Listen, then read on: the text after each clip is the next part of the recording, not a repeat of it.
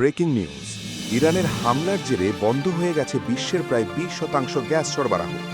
মধ্যপ্রাচ্যে চলমান উত্তেজনা এখন সরাসরি প্রভাব ফেলছে বৈশ্বিক জ্বালানি বাজারে।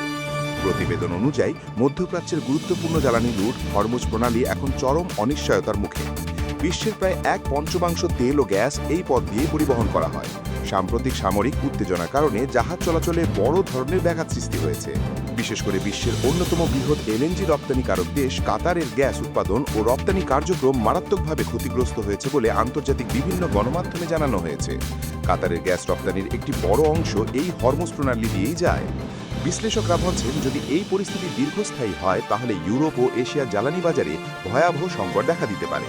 ইতোমধ্যেই আন্তর্জাতিক বাজারে তেলের দাম ঊর্ধ্বমুখী, আর গ্যাসের দামেও দেখা যাচ্ছে অস্বাভাবিক বৃদ্ধি।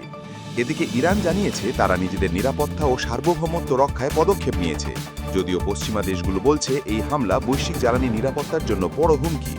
বিশ্ববাজারে এর সরাসরি প্রভাব পড়তে পারে বিদ্যুৎ উৎপাদন, শিল্প কারখানা এবং সাধারণ ভোক্তাদের ওপর।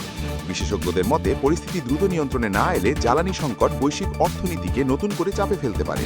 মধ্যপ্রাচ্যের পরিস্থিতি দ্রুত পরিবর্তন হচ্ছে, নতুন তথ্য পেলেই জানানো হবে।